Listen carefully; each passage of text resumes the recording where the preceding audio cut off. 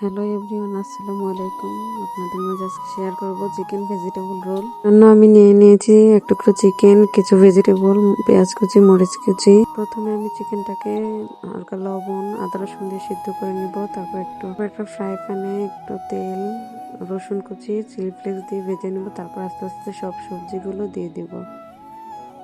সবজিগুলো দেওয়ার পর এক্ষেত্রে খেয়াল রাখতে হবে চুলার আঁচটা হাই হিটে রাখতে হবে। তারপর পরিমাণ মতো লবণ দিয়ে নেড়েচেড়ে সিদ্ধ করা চিকেনগুলো দিয়ে দিব।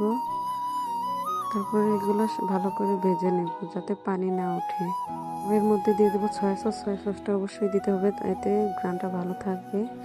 আমাদের পুরটা হয়ে গেছে, একটু স্মুথি করার জন্য কিছুটা কর্নফ্লাওয়ার গুলে দিয়ে দিব। তো আমাদের পুরটা রেডি। পুরটা রেডি হওয়ার পরে এখানে আমরা রোলের জন্য রুটি করে নিব। রুটির জন্য একটা ডিম, কিছু ময়দা নরমাল পানি দিয়ে গুলে নিয়েছিলাম।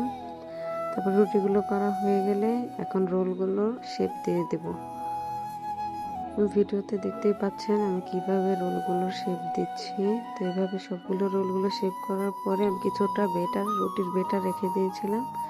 সেই বেটারগুলোর মধ্যে রোলগুলো চুবিয়ে বিস্কিটের গুঁড়া দিয়ে কোট করে নেব। এখানে টোস্ট বিস্কুটের গুঁড়া নিয়েছি, আপনারা ব্রেড ক্রাম্ব নিতে চাইলে ব্রেড ক্রাম্ব নিতে পারেন। এভাবে আমি সবগুলো রোলকে টোস্ট বিস্কুটের গুঁড়া দিয়ে কোট করে নিয়েছি। তারপরে গরম তেলে ভেজে নেব। এই তো আমাদের রোলগুলা রেডি। আপনারা চাইলে এইভাবে অল্প কিছু উপকরণ দিয়ে একদম রেস্টুরেন্টের মতো রোলগুলো বানিয়ে নিতে পারেন। আমার রেসিপিটা ভালো লাগলে আমার পেজটাকে ফলো দেবেন, যাতে এরকম রেসিপি আরও আপনাদের মাঝে দিতে পারি। ধন্যবাদ।